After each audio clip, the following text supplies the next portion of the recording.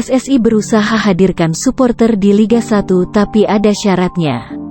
Dikutip dari bolasport.com, PSSI sudah mengirimkan surat ke Kementerian Pemuda dan Olahraga, Kemenpora, Kementerian Kesehatan, Kemenkes, Satgas Covid-19, dan Polri untuk meminta izin keramaian bergulirnya Liga 1 2021. Federasi Sepak Bola Indonesia itu berencana akan menggulirkan Liga 1 pada tanggal 3 Juli tahun 2021. Tak hanya meminta izin keramaian, PSSI juga berusaha untuk bisa menghadirkan kembali supporter ke dalam stadion pada Liga 1 2021. Ketua Umum PSSI, Muhammad Iryawan, mengaku ini tidak mudah. Meski begitu, pria yang akrab disapa Iwan Bule tersebut optimis. Pasalnya pagelaran Piala Menpora 2021 yang menjadi ujian sebelum Liga 1 2021 digelar bisa berjalan lancar. Protokol kesehatan pun dilakukan oleh PSSI secara ketat. Terbukti tidak ada kasus yang terpapar COVID-19. Untuk itu, Iwan Bule berinisiatif mencoba memasukkan supporter ke stadion. Tentu saja ada beberapa persyaratan yang bisa membawa supporter kembali ke arena. Kami ada wacana untuk memasukkan supporter atau penonton ke stadion dalam jumlah terbatas, kata Iwan Bule.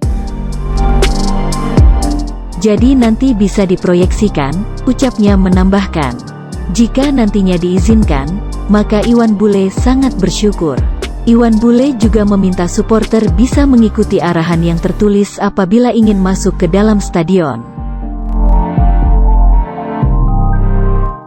Salah satunya supporter yang datang wajib sudah divaksin COVID-19. Surat itu nantinya harus dibawa jika ingin datang ke stadion. Namun jika belum divaksin, supporter wajib membawa surat negatif minimal antigen.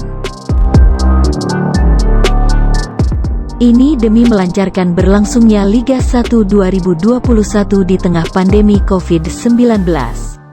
Sebenarnya penonton harus divaksin dan nanti kami mencoba minta itu ke Kemenkes. Atau tidak, penonton wajib melakukan swab antigen atau tidak genose, tutup Iwan Bule.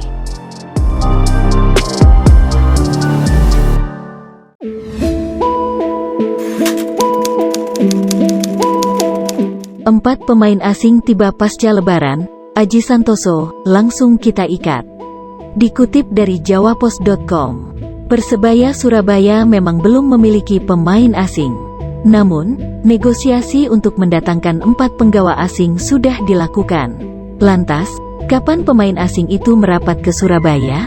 Sang pelatih, Aji Santoso, memastikan 4 pemain asing akan datang setelah Lebaran. Sudah saya sampaikan ke manajemen tanggal berapa mereka datang. Nama-nama sudah ada. Tinggal nego nominal, kontrak, kata pelatih 51 tahun tersebut saat ditemui setelah latihan di Stadion Gelora 10 November kemarin sore. Hanya, Aji tidak mau membocorkan waktu kedatangan mereka. Bapak 5 anak itu hanya memastikan bahwa 4 pemain datang sebelum training center, TC, diadakan. Persebaya memang berencana menyelenggarakan TC di Yogyakarta.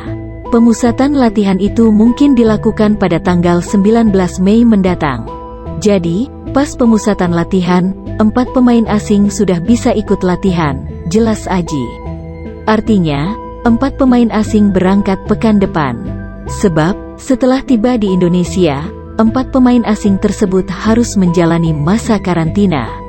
Nah, masa karantina mandiri itu butuh waktu selama 5 hari. Kami sudah melakukan perhitungan. Pokoknya, setelah masa karantina, mereka bisa bergabung dengan tim, ujar Aji. Aji memastikan 4 pemain asing anyar akan otomatis dikontrak. Nggak ada trial, langsung kami ikat, tegas pelatih asal Kepanjen, Kabupaten Malang, tersebut.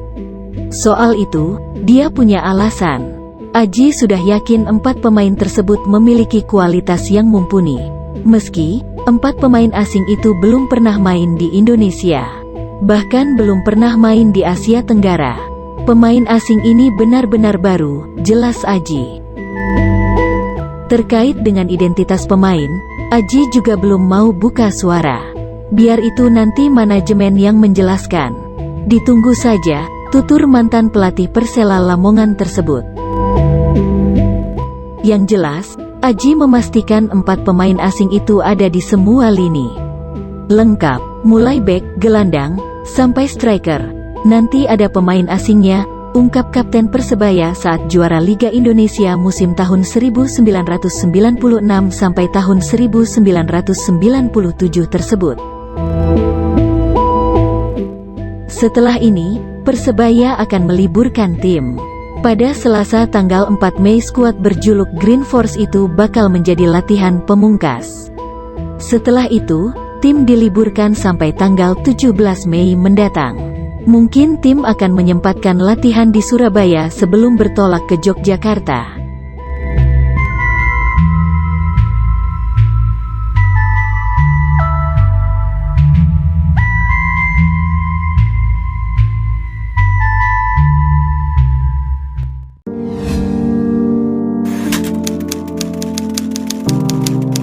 Azrul Ananda bocorkan rencana Persebaya untuk melantai di bursa saham. Dikutip dari bola.com, Presiden Persebaya Surabaya, Azrul Ananda, menyatakan komitmennya untuk mengelola tim Bajul Ijo beberapa tahun ke depan.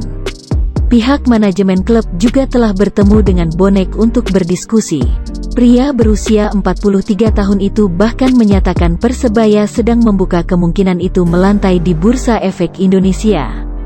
Setelah bertemu teman-teman supporter, kami punya misi bersama sebelum Persebaya berusia 100 tahun, Persebaya harus jadi klub yang benar-benar profesional, mandiri, dan IPO, Initial Public Offering, ungkap Azrul Ananda.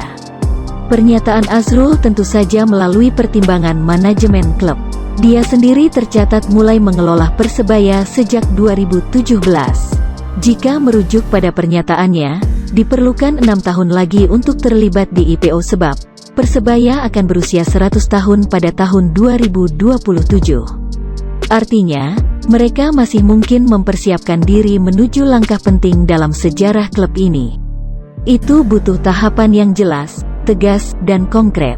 Teman-teman sudah hafal, kami bukan tipe yang suka janji macam-macam, imbuh Azrul. Rencana yang dicanangkan oleh Persebaya Surabaya ini sudah bukan hal baru bagi klub sepak bola Indonesia. Sebelumnya, Bali United tercatat sebagai klub Indonesia pertama yang melantai di bursa saham pada 2019.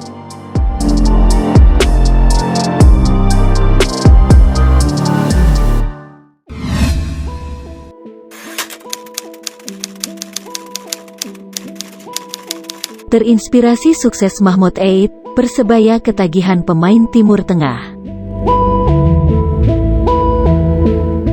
Dikutip dari bonekmedia.com, musim lalu Persebaya diperkuat pemain berdarah Arab berpaspor Palestina yaitu Mahmud Eid. Pemain yang lahir dan besar di Swedia ini bermain di posisi penyerang kiri. Karakternya yang ngeyel dan berani membuat dengan mudah bonek jatuh hati. Dalam karirnya yang pendek karena pandemi, Eid dan tim mampu mempersembahkan 1 gelar juara pramusim Piala Gubernur Jawa Timur 2020. Kesuksesan inilah yang mungkin membuat Persebaya musim ini banyak dikaitkan dengan pemain berdarah Arab. Setidaknya ada 4 nama yang sudah menggemuka. 1. Ali Sesai, pemain berpaspor Perancis yang berposisi sebagai pemain bertahan. Selanjutnya muncul nama Mohamed Darwish, rekan Mahmud Eid di tim nasional Palestina. Darwish yang stylish pernah menjebol gawang timnas ketika bersua di ajang Asian Games. Nama berikutnya adalah Mohamed Al-Daud. Dan yang terbaru muncul nama pemain Iran Mehdi Torabi. Tidak dipungkiri, sukses Eid bisa menjadi pertimbangan bahwa pemain berdarah Arab mampu beradaptasi dengan baik dengan iklim sepak bola Indonesia.